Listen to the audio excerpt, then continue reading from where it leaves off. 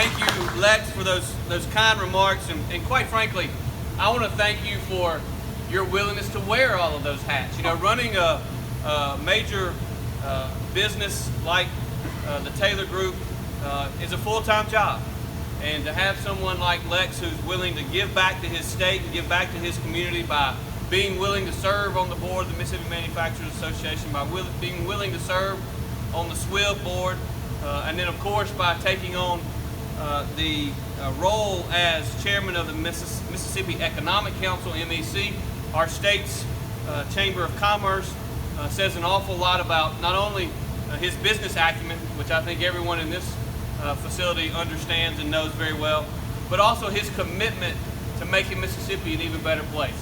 And quite frankly, the entire Taylor family's commitment to making Mississippi an even better place for our fellow citizens, for your employees, but also for the people of this great state. It's Monday morning, and so I want to thank all of you for being here. We're coming off an incredible week in our campaign. Last week we had the opportunity to be endorsed by the nation's largest grassroots conservative organization in the NRA. We were fortunate enough to get endorsed last week by the nation's oldest conservative grassroots organization, the American Conservative Union. And then of course we ended the week working with our friends and 4,800 physicians across the state when we were endorsed by the Mississippi State Medical Association. And so we had a fantastic week last week, and it's something that I'm excited about, and we're going to build on this week, and that's why we're getting started here early on a Monday morning to talk about some economic plans in our state. But what I want you to know is that we would not be here today were it not for strong conservative leadership and strong conservative decisions being made in our state for the last 8 years. I'm going to make some proposals in a little while that some of them are going to cost money. The fact of the matter is, the reason we're going to be able to make these proposals to invest in you, to invest in our workforce, is because we've been willing to make strong conservative fiscal policy decisions in our state for the last 8 years. Working with Governor Bryant, whose endorsement I'm also honored to have in this campaign, we have made Mississippi have and be in the best financial shape we've ever been in. Mississippi today is in the best fiscal shape we've ever been in. In fact, in the fiscal year that just ended June 30th, we are going to collect over $300 million more in revenue than was originally projected. Our year-over-year revenues are going to increase by almost 5.5% year-over-year in fiscal year 2019. My friends, that doesn't just happen.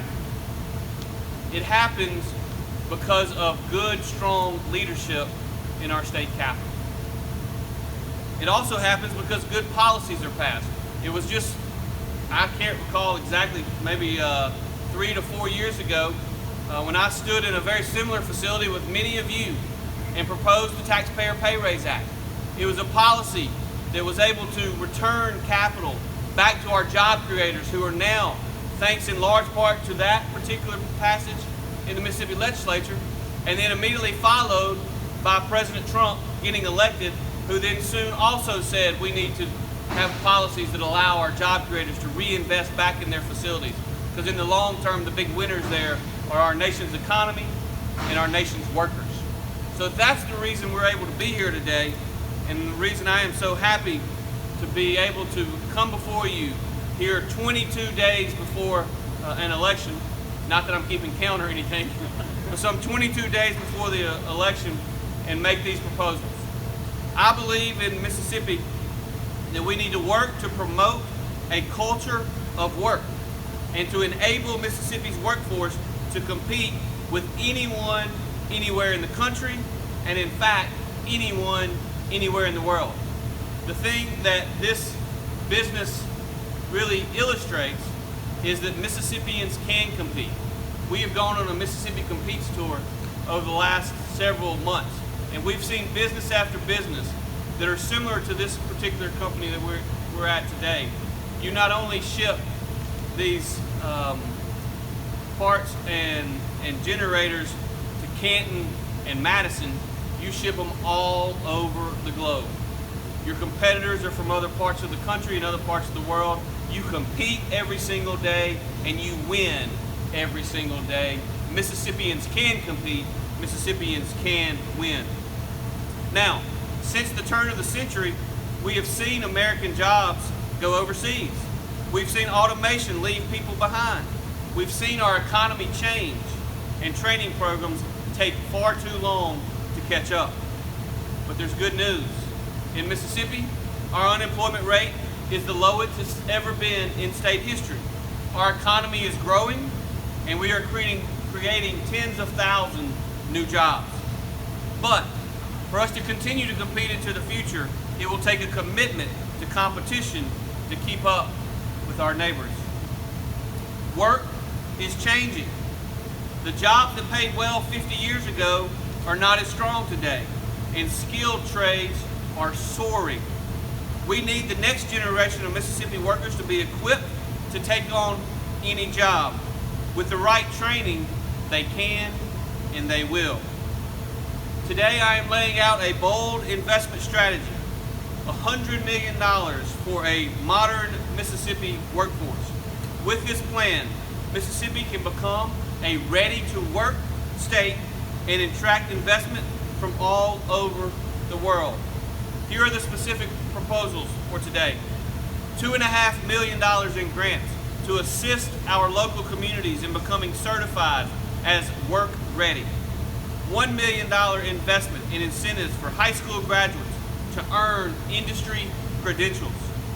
A $20 million grant program to help working families get up on their feet and ready to work by dealing with issues like child care and transportation. $1.5 million investment to train the next generation of Mississippi coders in software development at our K-12 schools. And finally, a $75 million investment in community colleges to modernize their workforce training capabilities. We're able to make these investments because we've been so fiscally responsible over the past 8 years. We've made the tough decisions and ensured that we never overreach. That cautious approach has enabled us to now discuss bold, targeted investments that can transform our state's economy. But it's not just about investment. We also need to shift our approach for today's changing landscape.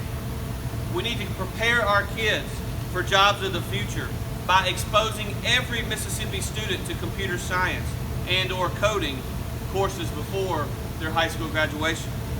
We need to create a $20,000 flat fee for bachelor degrees in high-growth industry programs. This will allow students to enter the workforce faster and in an industry that will provide good quality work for fair pay. We need to standardize our dual credit programs so that a high school student can earn college credit for the classes that they're taking even while they are in high school. We also need to let students earn credits towards high school graduation when they take career technical courses that prepare them for the workforce. In Mississippi, we need to change our culture.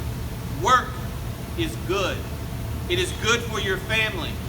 It is good for your state. And it is good for the soul. I wanted everyone in Mississippi to have the chance to work an honest job for good pay. In order for that to happen, we need to make Mississippi a ready-to-work state. With these investments and policy changes, I think we can accomplish that in the coming years. The foundation that Governor Bryant and his team has laid is a solid one.